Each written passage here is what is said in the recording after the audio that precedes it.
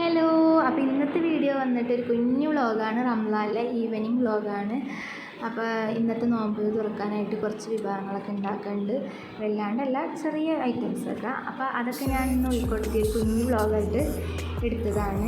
അപ്പോൾ മാങ്ങ ജ്യൂസിന് വേണ്ടിയിട്ട് ഞാൻ മാങ്ങ എടുത്ത് കളയാണ്. പക്ഷെ പച്ച മാങ്ങയായിരുന്നു. അവർ പഴുത്തതെന്ന് പറഞ്ഞ് തന്നിട്ടുണ്ട്, പക്ഷെ ഭയങ്കര പച്ച മാങ്ങ. എന്തായാലും നമുക്ക് നല്ലോണം പഞ്ചസാരയൊക്കെ ഇട്ട് അടിച്ചെടുക്കണം.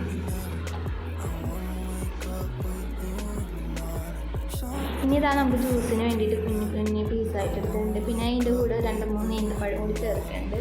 മാങ്ങ വലിയ ഗുണമായിട്ട് തോന്നാത്തതുകൊണ്ടാണ് ഈന്തപ്പഴം ചേർത്തത്.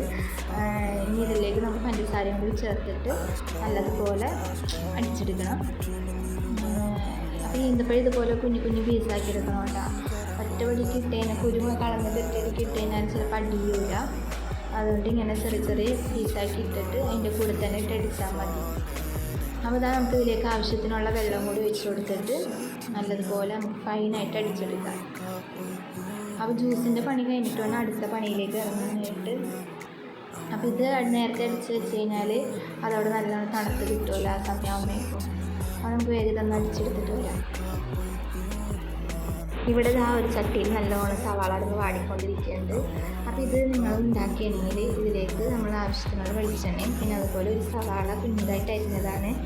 ഇത് ഞാൻ എന്താ ഉണ്ടാക്കണതെന്ന് വെച്ച് കഴിഞ്ഞാൽ എനിക്ക് തന്നെ അറിഞ്ഞൂല, പക്ഷെ നല്ല ടേസ്റ്റ് ഉണ്ട്. നോമ്പൊക്കെ തുറന്നതിനപ്പോൾ ഞാൻ കഴിച്ചപ്പോൾ ഇത് ഞാൻ എഡിറ്റ് ചെയ്യുമ്പോൾ പറയണേന് അതിന് മുന്നേ കഴിച്ചതല്ല.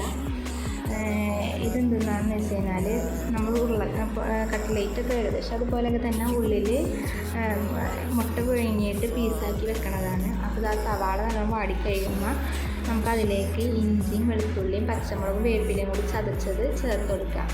എന്നിട്ട് അതിൻ്റെ ഒരു പച്ചമണം മാറുന്ന വരെ ഒന്ന് നല്ലപോലെ മിക്സ് ചെയ്ത് കൊടുക്കാം. അതിനായിട്ട് ആദ്യമായിട്ടാണ് ഉണ്ടാക്കുന്നത്. അപ്പോൾ എങ്ങനെ ഉണ്ടാവുമെന്ന് എനിക്കറിയില്ല, ഒന്ന് ട്രൈ ചെയ്ത് നോക്കിയതാണ്. ഇനി നമുക്കിതിലേക്ക് 1 ടേബിൾ സ്പൂണ് മല്ലിപ്പൊടിയും 1/2 ടീസ്പൂണ് ഗരം മസാലയും നല്ലതുപോലെ മിക്സ് ചെയ്ത് കൊടുക്കുക. എന്ന് വെച്ചാൽ അടി പിടിക്കരുത്. എൻ്റെ ഏകദേശം അടി പിടിച്ച് വരണുണ്ട്. ഈ ചട്ടി വേഗം അടി പിടിക്കുക, അതുകൊണ്ടാണ്. അപ്പോൾ നിങ്ങൾ തീ നല്ലോണം കുറച്ചിട്ടിട്ട് വേണം. ഇനി നമ്മൾ പുഴുങ്ങി വെച്ച ഉരുളക്കിഴങ്ങ് നല്ലതുപോലെ ഉടച്ചിട്ട് ചേർത്ത് കൊടുക്കുക. ലാസ്റ്റ് കുറച്ച് കുരുമുളക് കൂടി ചേർക്കണം. ഈ സമയം നിങ്ങൾ ഉപ്പൊക്കെ ഉണ്ടാകുന്ന നോക്കണം കേട്ടോ, ഇല്ലെങ്കിൽ നിങ്ങളുടെ പാകത്തിന് ചേർത്ത് വെക്കുക.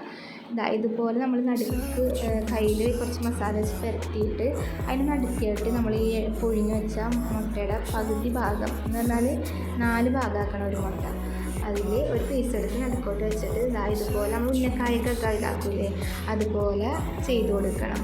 അപ്പോൾ എനിക്കെല്ലാം ചെയ്യാൻ മസാല തികഞ്ഞില്ല. അപ്പോൾ ഒരു 3 എണ്ണം ഇതുപോലെ ചെയ്തെടുത്ത് ബാക്കിയൊന്ന് മുട്ട ഒരു പീസ് ഉണ്ടായി, അത് ഞാനിതെല്ലാം കൂടി മിക്സ് ചെയ്തിട്ട് കട്ട്ലേറ്റ് പോലെ ആക്കിയെടുത്ത് ഇതുപോലെ ആക്കിയെടുത്തു. അപ്പോൾ ഇങ്ങനെ ചെയ്തുകൊണ്ടിരിക്കുമ്പോഴാണ് എൻ്റെ ഉപ്പ വന്നത്. ഉപ്പ വന്നപ്പോൾ പള്ളിയിൽ നിന്ന് ജീരകക്കഞ്ഞി കൊണ്ട് വന്നതാണ്. ഞങ്ങളുടെ ഇവിടെയൊക്കെ ജീരകക്കഞ്ഞി എന്ന് പറയണം, ഓരോ ഭാഗത്ത് ഓരോ പേരാണ് പറയുന്നത്.